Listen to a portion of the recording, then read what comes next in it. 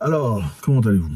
J'espère que ça va. Moi, je vais très bien. C'est fou. D'abord, pour commencer, on va faire ça. Vous savez comment ça se passe. J'aurais beaucoup plaisir de vous avoir. Ça fait du bien. La famille grandit. Ça fait énormément de bien de vous avoir. Surtout vos commentaires récents. Je lis personnellement et ça me fait beaucoup de bien. Ça m'inspire. Laissez un commentaire. C'est très important. Ce n'est pas mon show. Je pense que c'est important qu'on partage. On doit avoir votre implication. Ce qu'il y a aujourd'hui, c'est on parle de la Suède. D'accord? La Suède est en difficulté carrément présentement parce que l'Irak est fâché contre la Suède. En Irak, les gens s'y sont levés, ils sont partis à l'ambassade suède pour aller protester et se révolter. Pourquoi? Parce que la Suède a autorisé à 2 reprises, pas une fois, mais à 2 reprises, qu'une personne parte brûler le Coran en public. Ouais. Un certain monsieur là, comme ça, il est parti brûler le Coran en public. En tout cas, il était entouré par la police. Pas la police pour l'empêcher de le faire, mais en tout cas la police pour le protéger. Ouais. Il a brûlé le Coran en Suède. Et on a demandé au gouvernement d'expliquer comment ça se fait qu'ils ont permis à une personne de brûler le Coran. Ils ont dit, on a permis de le faire. Il a eu, en fait, le monsieur a reçu une autorisation officielle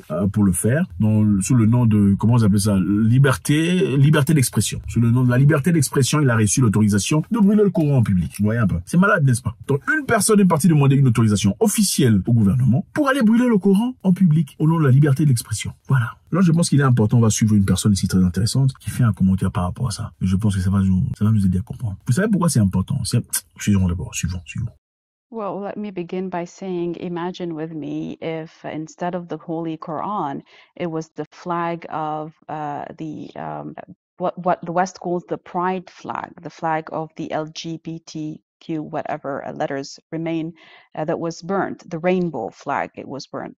And imagine with me what the Western world would have response and retaliated and called all sorts of names. And, you know, they are used to bringing out new terminology to stick to the people who don't condone whatever agenda or whatever Western values they want to impose against societies. So just imagine that instead of the Holy Quran, and you can just visualize with me the headlines that would come out from the mainstream media and the media that actually supports such issues learning the Quran and regarding it as a freedom of speech.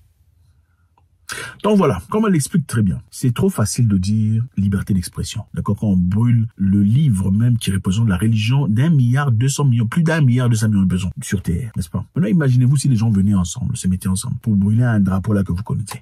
Ils se mettent ensemble et brûlent ça. Est-ce qu'on dirait liberté d'expression? Non, on dirait pas liberté d'expression. On dirait que c'est de l'abus, inacceptance, ségrégation, discrimination, n'est-ce pas?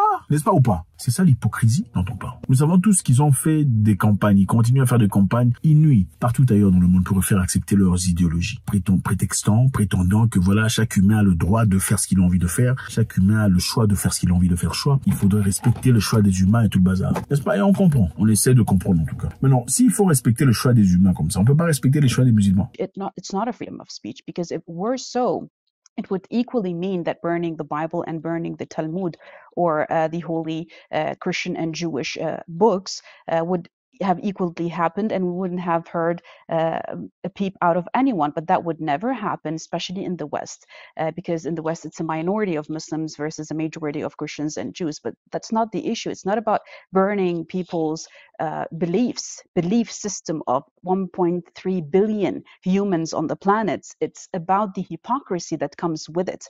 It's not just about burning a holy book that means in the entire life for people like me, for example, versus being so much critical and using some sort of a mental maneuver to tell the public, to portray to the public, especially in the West, that it is okay to do this, but it's not okay to touch issues like transgender or LGBTQ or whatever the new Western values that want to take over the conservative values of communities all over the world is. C'est important de le dire parce que même pour ceux qui ne sont pas musulmans, quand on commence à s'attaquer à un groupe de personnes, en tout cas un groupe qui est à côté de vous, et vous ne dites rien, ne vous en faites pas, vous serez le prochain. Après qu'ils aient été écrasés, vous serez le prochain. Alors les Irakiens sont fâchés. Et beaucoup d'autres pays d'ailleurs, inclus la Turquie, le Maroc et beaucoup d'autres pays en tout cas, se sont fâchés par rapport à ça. Et ont rappelé leurs ambassadeurs de la Suède. Je pense que c'est très important de lancer un message très fort. Rappelez leurs ambassadeurs. Si vous ne respectez pas notre culture, vous ne respectez pas notre spiritualité, donc on n'a rien à foutre ensemble. Et je sais pas ce quoi. Il y a un message très important et caché qui se trouve là. Et ça, on en parlera très prochainement, très bientôt en tout cas. Comment est-ce qu'un gouvernement peut permettre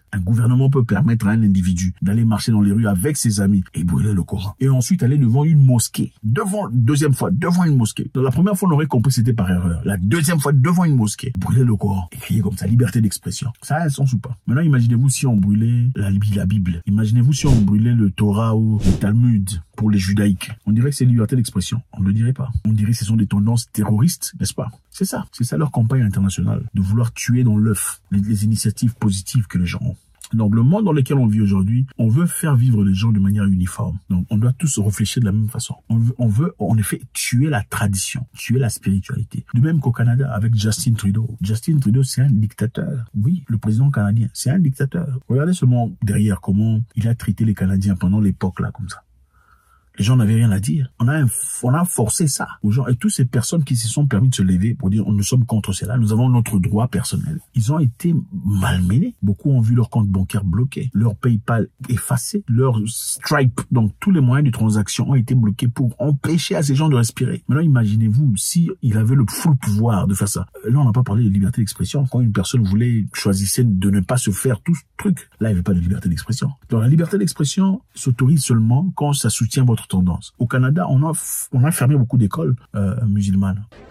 We're here today because we're concerned about our children imposing on them an agenda that we did not sign up for. So we're not against anyone. We're not against any ideology. We need to exercise our freedom that is granted for us and supported by the Canadian Constitution.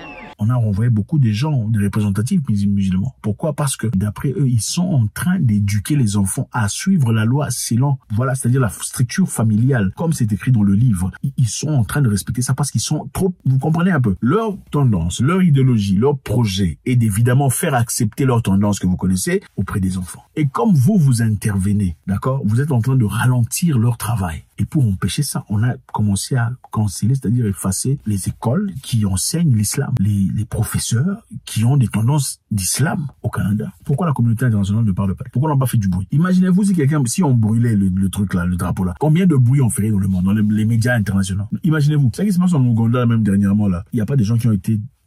Non, mais on fait du bruit. Oh là-bas, on a voté une loi, tout ça. Mais pourquoi on ne parle pas de cette histoire? On brûle le Coran devant la mosquée. Vous cherchez quoi? C'est une déclaration de guerre au nom de la liberté d'expression. Je pense qu'il est important de connaître qu'on a des droits. Mais au-delà des droits, on a aussi des devoirs. Il ne suffit pas de dire j'ai des droits.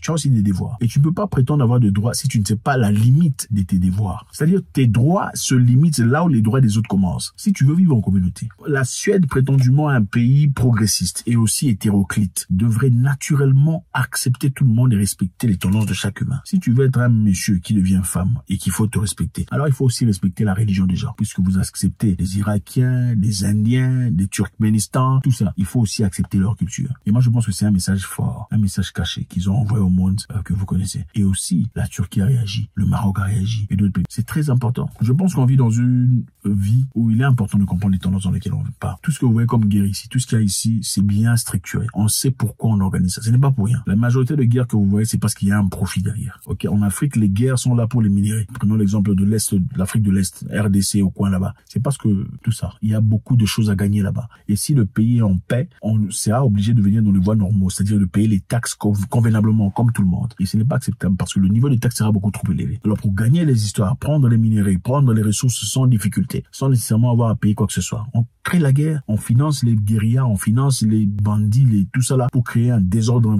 tout ça dans le but de continuer à piller. En Ukraine, la guerre continue. Pourquoi? C'est parce que on vend les armes. Vous voyez, on vend les armes là-bas, on vous envoie des armes, vous combattez, on vous renvoie des armes. En fin de compte, vous nous payez. Quand votre pays se détruit, nous envoyons notre groupe de personnes de Black Rock pour aller reconstruire votre pays. C'est pour les intérêts. Donc chaque pays qui accepte ces bêtises est bon. Si vous n'acceptez pas, vous êtes dictateur, vous êtes autocrate et finalement, vous n'avez pas de liberté d'expression. Mais eux peuvent brûler le livre sacré des gens sans problème, sans difficulté. On n'en parle nulle part à la télévision. C'est caché. En fait, les dégâts qu'ils font sont complètement cachés. Même sur YouTube, vous allez chercher, vous n'allez pas voir. S'il y a des vidéos, généralement, sont censurées ou sont shadow ban. Shadow ban, c'est quoi? C'est-à-dire, au lieu de te bloquer carrément ou d'effacer la vidéo ou d'écarter la vidéo, ce qu'on fera, c'est on va te shadow ban. Shadow ban, c'est-à-dire on va ralentir la vidéo de sorte que si la vidéo, par exemple, si tu as 1000 abonnés, en tout tout cas 1000 abonnés sont censés voir la vidéo, et ralentissent la vidéo pour seulement que 15 personnes ne voient la vidéo, ou 10. C'est ça Shadowban. Voilà pourquoi on vous demande de faire ça. Pour forcer au système de progresser, de projeter la vidéo à plusieurs personnes, malgré le shadowbanning. Donc c'est ça. Est-ce que c'est acceptable de brûler, en tout cas, le livre sacré d'une autre personne, même si on ne croit pas en sa religion? Est-ce que c'est respectable? Est-ce que c'est respectueux? Je ne sais pas. Faites-moi savoir ce que vous en pensez. Est-ce que la réaction serait de même si les gens brûlaient le drapeau là que vous connaissez? Est-ce qu'on dirait que c'est la liberté d'expression? Quelle devrait être la réaction des pays musulmans à l'égard pour faire passer un message fort? God bless.